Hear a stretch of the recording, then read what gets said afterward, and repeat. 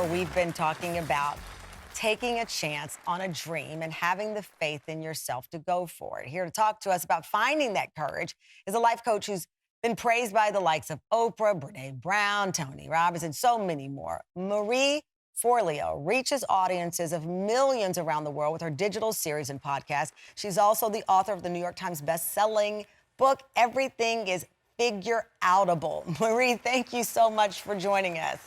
You know, the book, as I said, Everything Is Figureoutable. What do you mean by the figureoutable part of that? Yeah, so it's a great question. So much of our lives is dictated by our beliefs about ourselves, our beliefs about the world around us, and how we can step into that world, what we can do, what we can experience, what we can learn. So everything is figureoutable is this baseline belief that I have in my DNA that I learned from my mom, that if something is important enough to your heart, if something is important enough to your soul, if you want it bad enough, you can absolutely figure out a way, create a way, make a way, find a way to bring that into existence.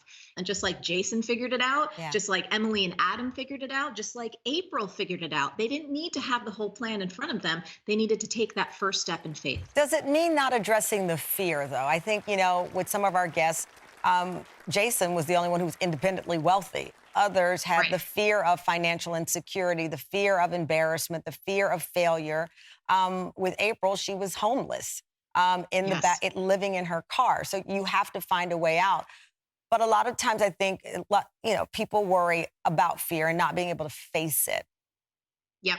So first of all of us have fear, right? Fear is actually something that's going to be with us our entire lives. And fear keeps us alive. So it's a really good thing in those situations where it says, hey, don't walk in front of that moving bus. Right. But when it comes to taking a leap of faith, here's what I like to talk to people about.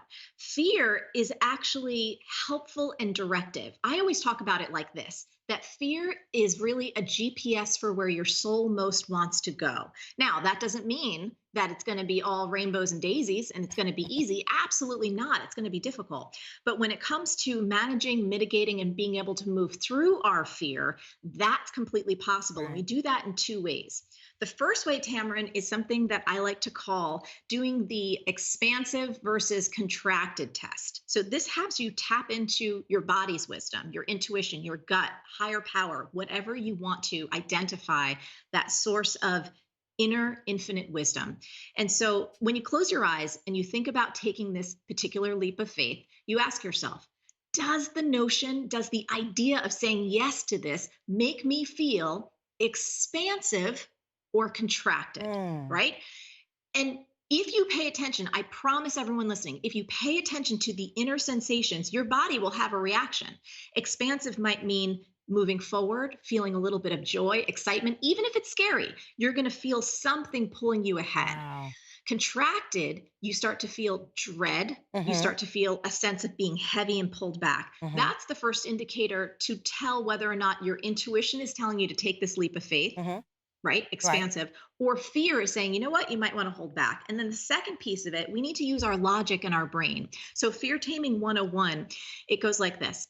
Most people, the reason they get caught in fear is because they have so much going on in their heads, but they never take the time to get it out, put it on paper, and look at it objectively. So here's what I recommend, especially when it comes to money, paying the bills. Are you going to ruin your reputation? Are you going to do something that's just going to make your life crumble and you'll never be able to get it back? Do this. Take out a piece of paper. Step one, write down the worst case scenarios that you could possibly imagine from taking this leap of faith, right? Just write them all down. Then part two, what you want to do is just really rate them all on a scale of 1 to 10. 1 being it's probably not going to happen. 10 being, oh, this is definitely going to happen. So you give yourself a little bit of a reality check in how probable are these fears. And then number 3, finally, if any of these worst case scenarios did happen, Tamron, how could you build yourself back up? Right. I love that. I love those steps, and we're going to make sure that we put them on our website, TamronHallShow.com. Marie, thank you so much for your time and your insight. By the way, audience, you're all going home. Well, you're already at home. You're all getting a copy of Marie's best-selling book, Everything Is Figureoutable.